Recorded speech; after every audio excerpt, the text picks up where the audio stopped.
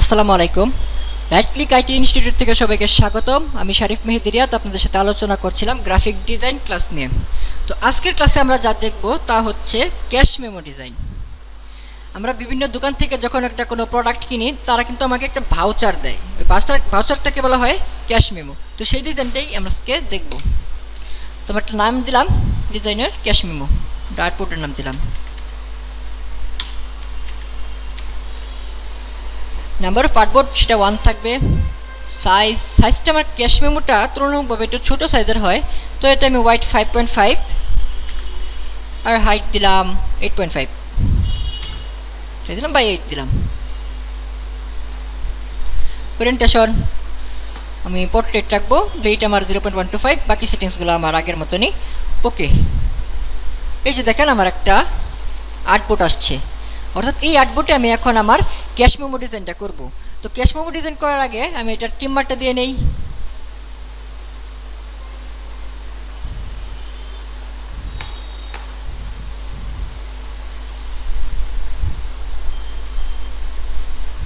হ্যাঁ, এবারে আমি যে ব্লিডটা নিয়েছিলাম আমি রঙের ব্লিডটা বরাবর একটা শেপ নিব। এই শেপটার মধ্যে আপনারা মনে করেন যে বিভিন্ন রকমের কালার দিতে পারেন, যেমন মনে করেন যে একটা হলুদ কালার বা লাল কালার, যেমন ক্যাশ মেমোতে আপনার ব্যাকগ্রাউন্ডে যেরকম কালার রাখতে চান। তো নর্মালি ক্যাশ মেমোর ব্যাকগ্রাউন্ডের কালারগুলো ধরেন মনে করেন লাইট কালার থাকে, এই হালকা সাদা হালকা হলুদ এরকম। তো আমি একটা গ্রেডিয়েন্ট কালার এখানে নেই।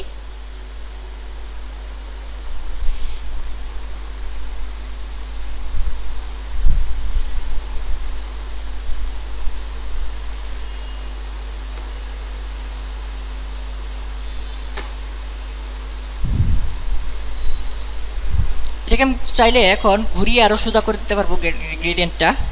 গ্রেডিয়েন্ট সম্পর্কে একটা ক্লাস আছে, আপনারা যারা গ্রেডিয়েন্টের সমস্যা তারা ক্লাসটা দেখতে পারেন, রিপিট করতে পারেন, আশা করি সলভ হয়ে যাবে। তো এই যে দেখেন আমার হালকা সাদা আর হলুদের কাছাকাছি একটা মানে ব্যাকগ্রাউন্ড আসছে। আমি এখন এই ব্যাকগ্রাউন্ডের উপরে আমার আমার এই যে ক্যাশ মেমোটা সাজাবো। তো প্রথমে যে শেপটা নিয়েছিলাম এটা তোমার ব্যাকগ্রাউন্ডের শেপ, এটাকে আমি লক করে দেবো, অর্থাৎ এটার উপরে আমি আমার ক্যাশ মেমোর কাজগুলো করব। তো তার উপরে আমি একটা শেপ আঁকি নিলাম।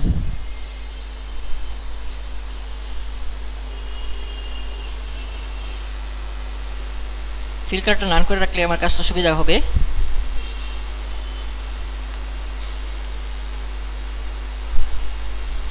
এটা আপনারা চাইলে কালো কালার দিয়ে রাখতে পারেন বা অন্য কালার যদি আপনারা নিজের ইচ্ছা মতন দিতে চান দিতে পারেন। ধরুন এখানে আমি লাল কালার দিলাম বা নীল কালারই দিলাম আরো। আর কালারটা দেওয়ার আগে অবশ্যই শেপটা সিলেক্ট করে নিতে হবে, নাহলে কিন্তু কালারটা হবে না। এই যে মনে করেন এরকম একটা কালার হলো। তো এখানে মনে করেন যে আমি আমার কোম্পানির লোগো বসাতে চাই, তো আমি রাইট ক্লিকের লোগোটা এখানে বসিয়ে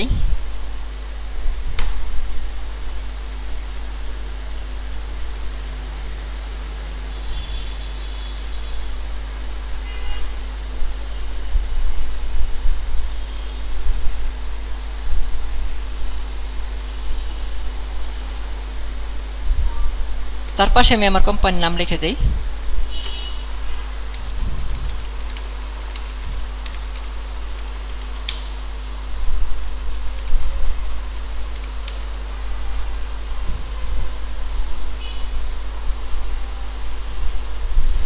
আপনারা আপনাদের ইচ্ছা মতন এখানে আপনার যে প্রতিষ্ঠান আছে সেই প্রতিষ্ঠানের নাম দিতে পারবেন এবং এখানে চাইলে লোগো দিতে পারেন। তারপরে নর্মালি যে আমাদের যে লিফলেটে বা সরি ক্যাশ মেমোতে যে শেপগুলো থাকে, তো সবার উপরে একটা শেপ থাকে, সেটাকে মানে আপনার নাম থাকবে, তারপর মনে করেন অ্যাড্রেস, এরকম বিভিন্ন মানে বিভিন্ন ইনফরমেশন থাকবে। তো এইটা আমি এখন স্ট্রোক কালারটা কালো করে রাখি, এই যে এরকম অবস্থায়।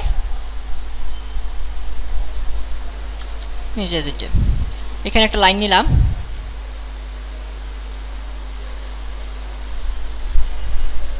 এর ভিতরে কিন্তু আপনি লেখালেখি করতে পারবেন। এখন এই যে টেক্সটটা নিলাম আমি এই জায়গায়,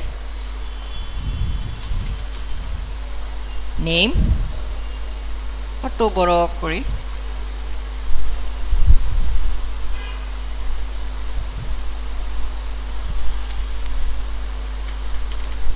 অ্যাড্রেস। তো চেষ্টা করবেন এই শেপটা যাতে ঠিক ডিজাইনের মাঝখানে থাকে। তো মাঝখানে কেমনে থাকা লাগে এটা নিয়ে আমরা অ্যালাইন সম্পর্কে একটা আলোচনা করছিলাম বিগত মানে প্রথম দিকে যে ক্লাসগুলোতে আছে, সেখানে আমরা অ্যালাইন যখন টাইপোগ্রাফিতে করছিলাম তখন অ্যালাইন কীভাবে ঠিক করতে হয় তো সেটা আমরা মানে দেখাইছিলাম। তো ওই ক্লাসগুলো দেখতে পারলে হয়তো আপনারা অ্যালাইন ঠিক করতে পারবেন। যেমন আমি নেম দিলাম, অ্যাড্রেস দিলাম, তারপরে মনে করেন যে উপরে আর কিন্তু আরও বিভিন্ন ধরনের লেখা থাকে, যেমন সিরিয়াল নং লেখা থাকে এখানে।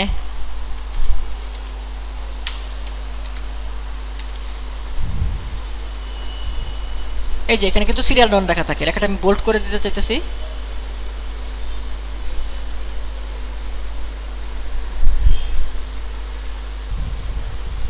দেখছেন লেখাটা কিন্তু বোল্ড হয়ে গেছে। তো সিরিয়াল নং থাকলেও এখানে কিন্তু আবার ডেট নেমের একটা অপশন আছে আমার।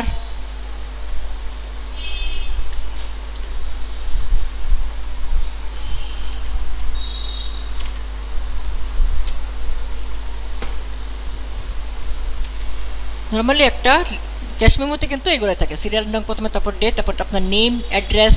এগুলো চাইলে আপনি যদি একটু বোল্ড করে দেন ক্যারেক্টার থেকে তাহলে একটু সুন্দর দেখায়।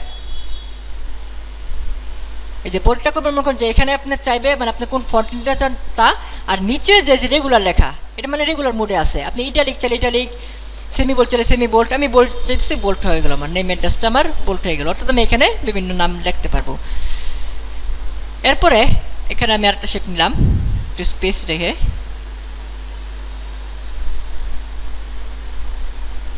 এতটুকু ফিল কালারটা আমি সাদা দেবো এখানে, আর স্টোক কালারটা কালো দেবো।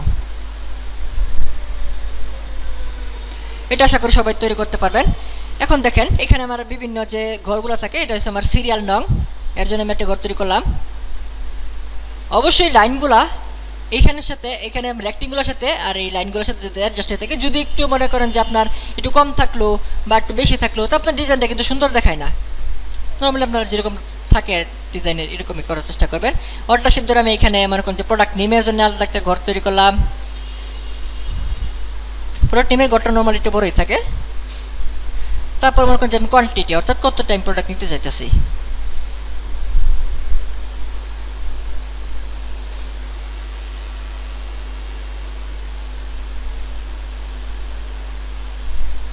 কোয়ান্টিটি এখানে মনে করেন যে আপনি কতটুকু প্রোডাক্ট নিতে চাই, কতগুলা। আর এখানে মনে করেন যে আপনি ইউনিট প্রাইস থাকবে, আর এখানে টোটাল প্রাইস থাকবে। ইউনিট প্রাইস মধ্যে মানে প্রতি প্রোডাক্টের জন্য কত টাকা করে খরচ, বা প্রতিটা প্রোডাক্টের দাম কত, এবং সব টোটাল প্রাইস মানে সবগুলো প্রোডাক্ট মিলে দাম কত, এগুলো তো আপনারা জানেনই। তো এরপরে এইখানে আমি একটা শেপ তৈরি করে দিলাম। বা চেষ্টা করবেন এই যে উপরে যে শেপটা তৈরি করছিলাম, ডিলিট করে দিই, এইখানে যে শেপটা তৈরি করছিলাম এটা আমি অল্টা ধরে এখানে আনি, তাহলে আর কি মানে সেম ওই শেপটা, ওই মাপের শেপটা আমার এখানে আসলো। তো এই শেপটা আর কি পিছনে চলে গেছে। যদি কোনো শেপ পিছনে চলে যায় মানে আপনি এটা দেখতে পারতেছেন না এখন আর, মানে এটা শেপটা আপনার পিছনে চলে গেছে, যেহেতু আমি এটা আগে তৈরি করছিলাম। তখন একটা কাজ করবেন, কন্ট্রোল ওয়াই চাপটা দেখবেন আপনি যা যা শেপ করছেন সবগুলো কাজ কিন্তু আইসা পড়ছে। এটা আর কি মানে এক্সের মতো আর কি, আপনার নিখুঁতভাবে সব কিছু দেখে, সব কিছু আর কি কালার স্টোক মোটা থাকলে ওইগুলো অফ করে ফেলে। তো এই যে এই শেপটা আমার দেখা যাচ্ছিল না, আমি এটা সিলেক্ট করে অ্যারেঞ্জ দিয়ে বিউটি ফন্ট দিয়ে দিলাম। এখন আবার কন্ট্রোল ওয়াই দিয়ে আমি আবার ক্লোজ করলাম, মানে কন্ট্রোল ওয়াই দিলে এটা কিন্তু একবার চলে যাবে আর একবার আসবে। এই যে এরকম হলো। এগুলো আমি বিউটি ফন্ট দিয়ে দিই এই লাইনগুলোকে, যেহেতু লাইনগুলো আমার পিছিয়ে পড়ে গেছে। তো এরপরে আমি যে লেখালেখির কাজটা, এখানে আমি মনে করুন যে এসএল নং বা সিরিয়াল নং যাই বলি ওইটাই লিখবো।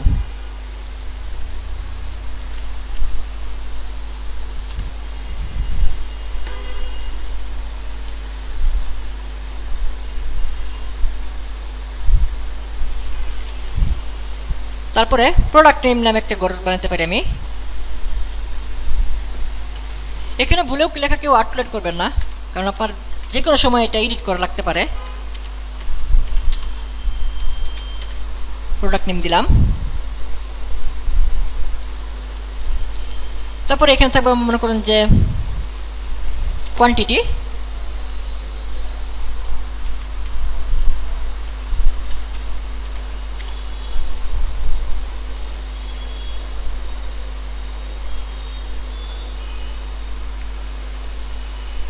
এখানে দিলাম ইউনিট প্রাইস।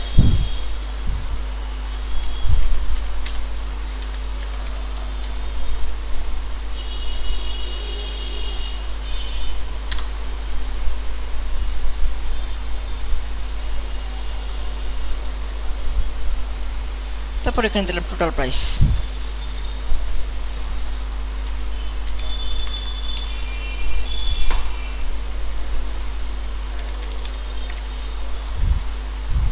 এখানে মূলত আমরা সিরিয়াল নং 1 2 3 যেভাবে থাকে আমরা ফাঁকাই থাকে আমাদের ক্যাশ মেমোটা বা ভাউচার যেগুলো থাকে আমাদের ফাঁকাই থাকে। তারপর তারা আর কি কলমে আপনার প্রোডাক্টগুলোর নাম, তারপর quantity, unit price, total price যা আসে তা লিখে দেয়। নিচে কিন্তু আরেকটা শেপ মানে আমরা দিতে পারি, সেটা হচ্ছে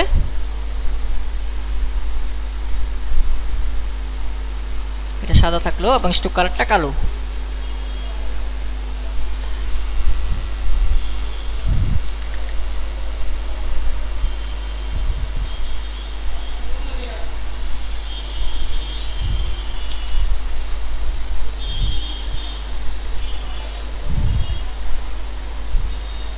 এখানে কিন্তু আমরা টোটালটা বসানোর জন্য একটা শেপ বানিয়ে দিতে পারি, যাতে আমি এগুলো কিন্তু আমি লাইন টু লাইন দিয়েছি, যাতে আমি টোটালটা হিসাব করতে পারি টোটাল কোয়ান্টিটি কতটুকু বা ইউনিট প্রাইস কতটুকু নিছি। এখানে আবার মানে টোটাল ইউনিট প্রাইস কত আসছে, টোটাল প্রাইসটা কত আসছে,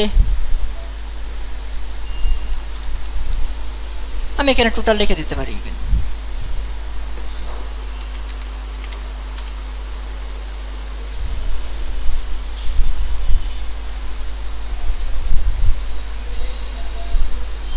বা অন্যভাবে ওটা সাজাতে পারেন, যেমন এখানে মনে করেন যে টোটাল লিখে দিলেন আপনি, মানে এখানে টোটালটা দিবেন মানে কত টাকা আসছে। আর এই পাশে মনে করেন যে অ্যাডভান্স ডিউ নামে দুটি অপশন দিতে পারেন, যেমন টোটাল যেমন টোটাল কত টাকা আসছে, এখানে মনে করেন যে আপনি কত টাকা অ্যাডভান্স করছেন, কত টাকা অ্যাডভান্স মানে অগ্রিম দিচ্ছেন সেটার একটা ঘর তৈরি করে ফেলতে পারেন। আর এখানে মনে করেন যে ডিউ দিতে পারেন, মানে আপনি কত টাকা বাকি আছে সেটা আপনি দিতে পারেন।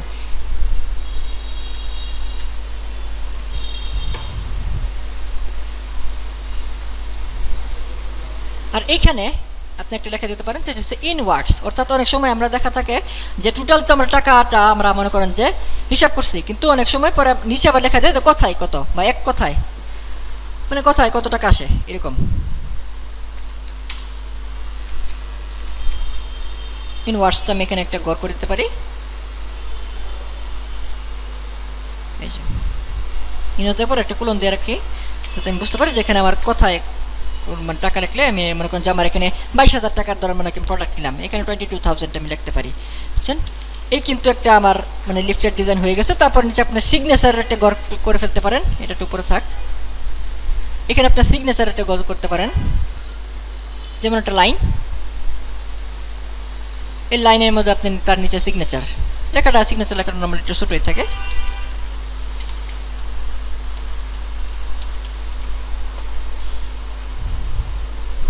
এখানে আপনার দোকানের মালিকের মনে করেন যে সিগনেচার।